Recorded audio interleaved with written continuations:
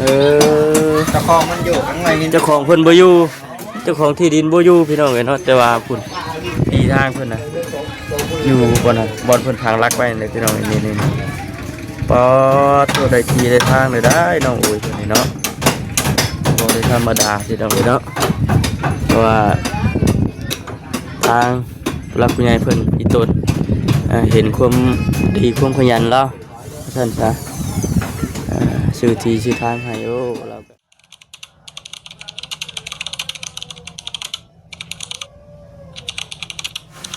พี่น้องเลยเนาะเปิดคลิปเปิดภาพมาแต่ยังอยู่ที่บ้านที่เพื่อนเนาะกระเตะคือเก่าพี่น้องเลยเนาะท่านได้กันพากันกลับแล้วท่านยังนั่งดินนั่งล้มกันอยู่นี่ที่เก่าพี่น้องเลยเนาะยังไม่ทันได้กลับคำจะหน่อยพอแหละก็ดูเนี่ยทักทายสบายดีเด้อพี่น้องเด้อเนาะตอนนี้ทั้งช่างเพิ่นกำลังกันเข้าบานประตูอย่างเนาะเมื่อกี้นี่เข้าอันปงเยี่ยมแต่ตอนนี้เพิ่นกำลังเข้าอันบานประตูตัวใหญ่ฮันอีกบ่โดนพี่น้องเพิ่นว่าเข้าบานประตูเรียบร้อยก็แม่นล้อไม้ล้อฟ้ามาแล้วก็ใส่ฟ้าอย่างเดียวไปก็บดนเนาะพี่น้องเลยอันนี้เอาเฮ็ดทางนี้ไปก่อนจังไรสร้างจ้อยเข้าบ้านเป็นตัวใหญ่บ่ฮ้อนบ่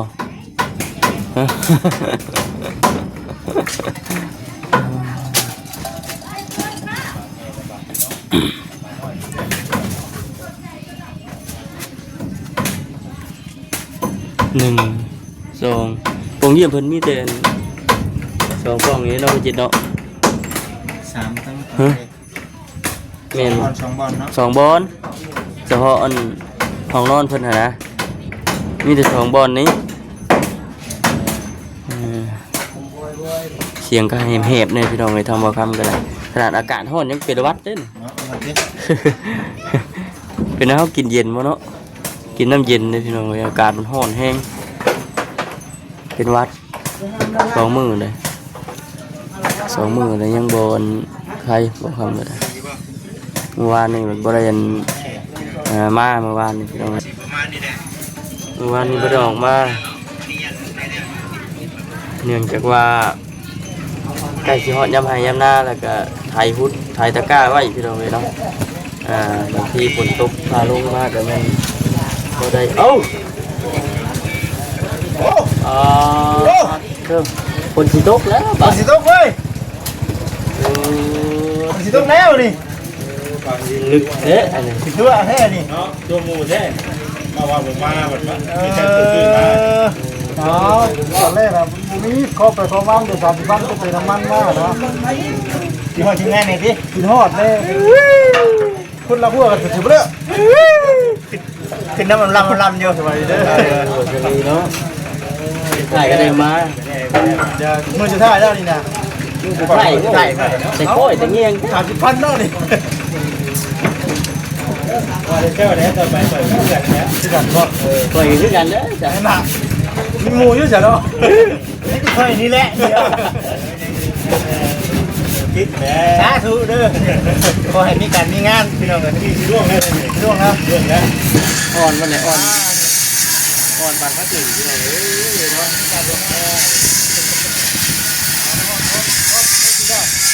นะจะเตะบายมึงเหรอไอ้นี่คือยังแต่จะทำไงเอาเองเลยสบายดีเร็วละเร็วได้พอเร็วไปยังไม่ถ่ายเร็วคลิปเลยคลิปเลยจากขนาดไหนเมื่อแล้วเมื่อแล้วเมื่อแล้วไม่อยากมาถ่ายนี่ยังมาอยู่ว่ามาแล้วคำเลย3 โมงเลยพี่น้อง3 โมงก็คำเก่ายังอยู่บนนี้กินทักออกมาได้ไหมเฮ้ย ไปกินหากออกมานี่ไปมาแต่เช้าแล้วไปเลยมึงนะได้จะงานแล้วมานี่คุณได้หาที่ได้มาจีได้แล้วโอ้ได้จะมานี่พอแล้วได้60,000แล้วพอแล้วมามันเงียบเราจะฟ้องเรื่องมันดีบ่บริหารของเงินเราทำนี่ไปแล้วไม่เรียบร้อยของบริหารของเงินเห็นบ่เงียบสักหน่อยตรงนี้ตอนถ่ายแล้วไปงานมีแต่อัปเดตเบิ่งต่างๆเพิ่นเนาะ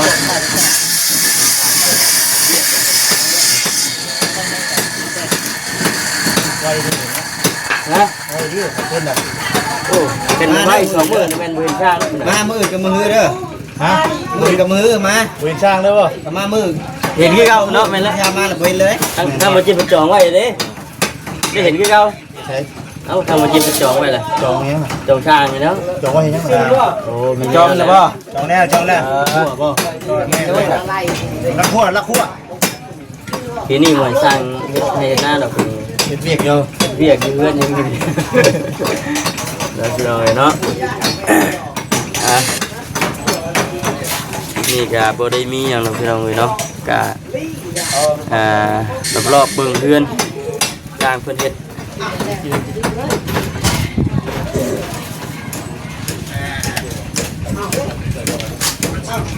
นี่ฝนมาแล้วบัด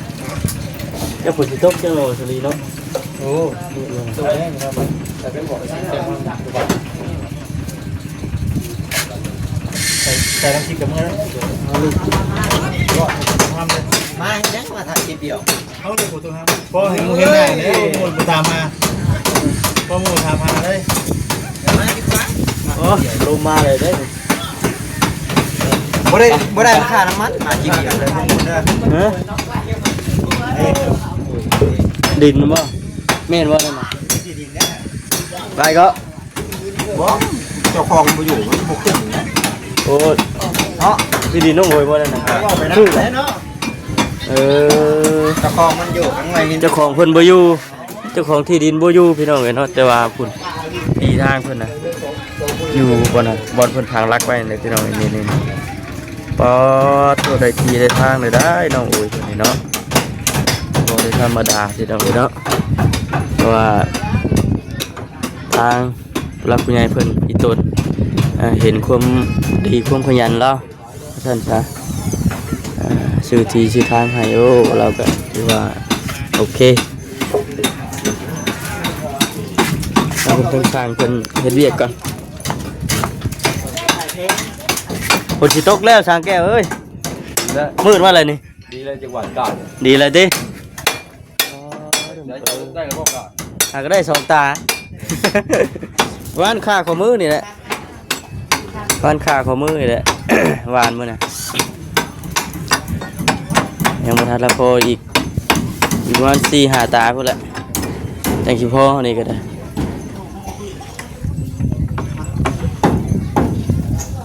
เข้าบ้านประตูใหญ่พี่น้องเนาะ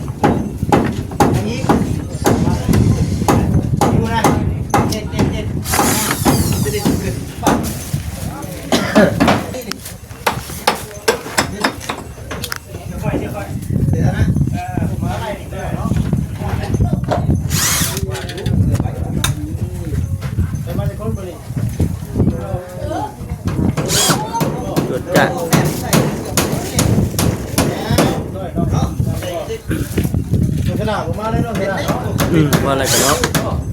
ยังเห็นเบียกอยู่บนตลาดเห็นว่าก็ต้องอะไร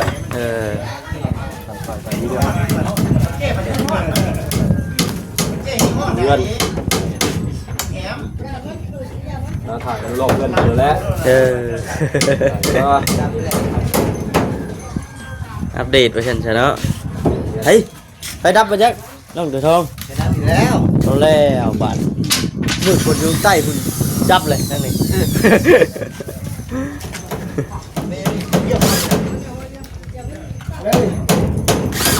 จวดก็เดียวของเอี่ยมแบบประหยัดงบประมาณได้เลยนะมีประตูอัดเรียบร้อยสบายดีนะมาบทันหมู่เลยเนาะมาบทันหมู่มาจะอะไรกับเมื่อป้าบอกเองแล้ว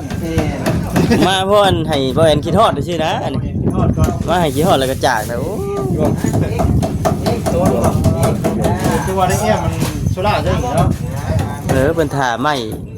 ถามากกับเฮ็ดเวียกแล้วนี่ เราลงก่อนป่ะ โลไม่โลฟ้าไว้ท่านซะไม่เป็นท่านมาชม ก่อนจะถึงใส่กันซื้อ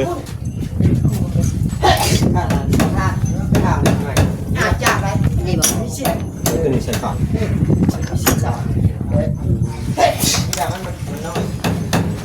ติดตามไปเบิ่งใส่กับกันเนาะ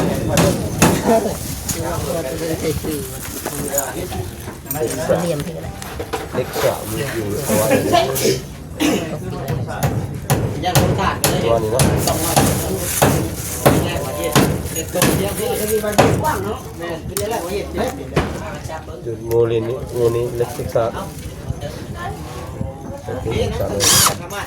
แดดส่องได้แล้วเนาะพี่เนาะมาแดดต้นยางเนาะต้นยางเนาะลงมาเนาะว่าตะโมจะจุดได้ ใส่ จ่อยไต้แฟตยังน่ะ เราจุดจุด เวทหุงบ่ ตัวสมองตัวใส่กันเลย ยิงอันนี้แล้วก็แม่นย่อขึ้นเลยบัด ใส่เขาได้หมด เข้ามาตั้งแต่ของครัว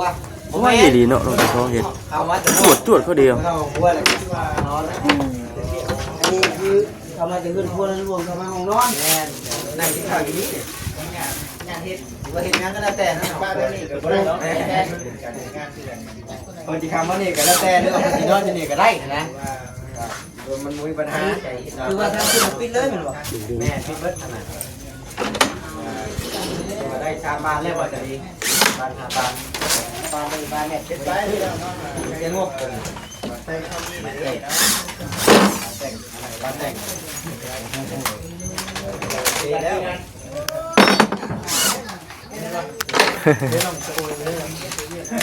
ไปน้องเลยเบิ่งไปน้ำกัน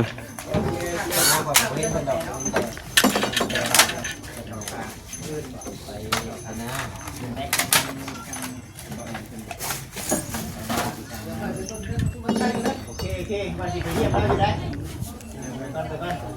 คือในแม่ในแม่ของคนคือในแม่แล้ว ก็ต้องมามือก็ต้องมา ทางบุคคลที่มา ทำบารมาไปข้างไป เห็นแล้วผมเลยว่า บางทีใส่นาอยู่ ใส่หน้า ใส่นาได้มือ ที่เข่าครับเด้เนาะอันนี้แหละ ใช่ป่ะใช่บอก3 เมตรใช่งวงใช่งวงลองแล้วนะ ก็เลยยังได้ป่ะ มันฉลาดวะมันฉลาดมันฉลาด ของว่าเราไม่ได้ทำนี่เนาะ ลงไฟเนาะไม่แรงใส่เนาะ ไปเดี๋ยวฟิต บาทนึง โอ้แน่แพ้ใส่ไฟจังไง อนามัย ดูว่าอนามัยยังเป็นเลย อนามัยแล้ว เอาฮึบพอดีเป๊ะแล้วไปจังนี่บ่อันก็กล้วยแล้วนี่ขนาดเทปูนยังมุดขึ้นเนาะ มาตัวได้ห้องป่ะ ไม่มาตลอดเลยห้องข่าวยังไม่ยิงเสร็จแล้วตังตุกเลยพอ ขอเด้อ มันงอดเด้อนะมันงอดหนีบมือเด้อ ใช่หนึ่งตัว ได้เป็นงอน นี่มันเจ็บมันอยู่ตามเจแล้ว แย่เนาะเป็นงอนเนาะ มันงอดมักอยู่ตามเจมันงอดฟาดใส่ป้าเถอะ เรียตรงเลยเรียตรงเลย อยู่ตามแจ มี อันนี้แหละหนักพอดี เอาข่าวลงดู เป็นซิปเลยนะบานนะ ยังโบคุ้ม เป็นซิป ยัง มันเป็นก็ได้ก็ได้ครับเลยแต่น้องๆบ้านน้อย ขายบ่ เนี่ยแต่พี่น้องเนาะเอาหมดกันได้ เล็กตะปูนะพอดีจังเลย ตัวนี้มันติดกัน ติดอยู่ ติดหน่อยหนึ่ง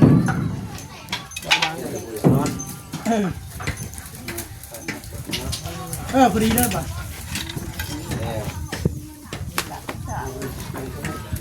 พอดีเป๊ะ นี่เป๊ะ ก็ ไม่กับพอดีเลย ฟรีเอาเจาะเลย ก็ไล่ไว้เนาะ เวลานี่เลยที่ห้ามทิพเช่น ไล่ไว้นะ ทำไรไว้ทีนี้ ตัดเส้นบนหันแน่แล้วก็ข้างนอกนั่นแน่ข้างนอกก็จะแตกหน้าไม่ได้เหมือนเสาเหมือนเสาเลย อันนี้นะว่าให้น้องแต่เพิ่นออกมาส่องมึงชมวิวบ่ บอสซองนี้ ส่องตัวนี้อันตัวนี้เด้อ นี่ปิดเบิร์ดตัวนี้ ปิดที่กัน ปิดตัวนี้ ส่องที่ได้เนาะ ต้น ก็ ยาง ได้เบิ่งต้นยาง ขึ้นมากับจีนะ กู เดียวเฮ้ย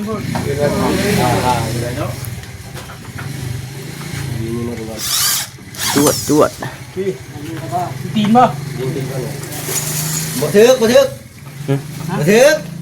พี่ยิง โอ้ ตีน จะได้ชากตกใจอีกแล้วเด้อ มันยิงตีนว่ะ สาวตุ่นเล่มป่ะตีนประตู ยิงตีนประตู อืม เนาะผมมาตีคอยเนาะ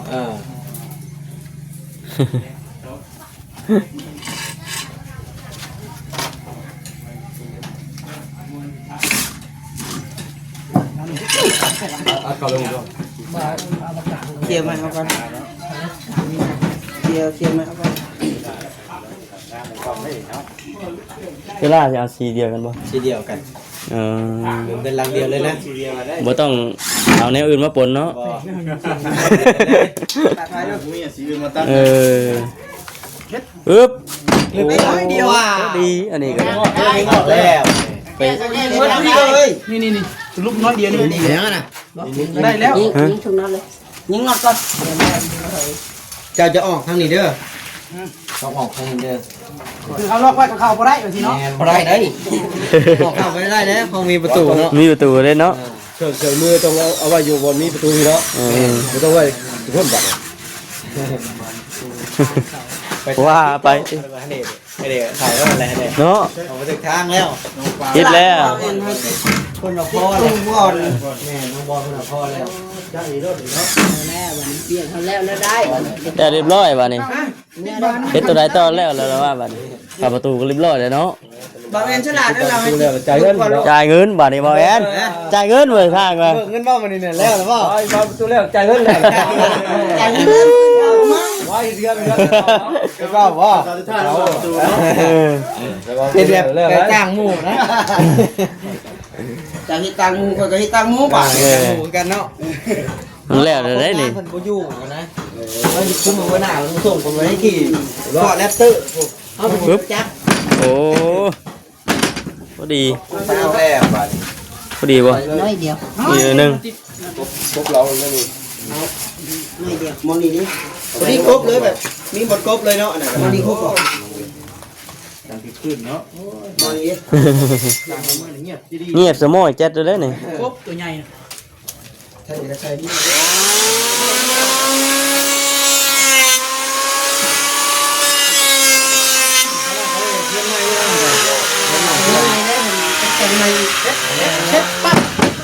ครับสิบ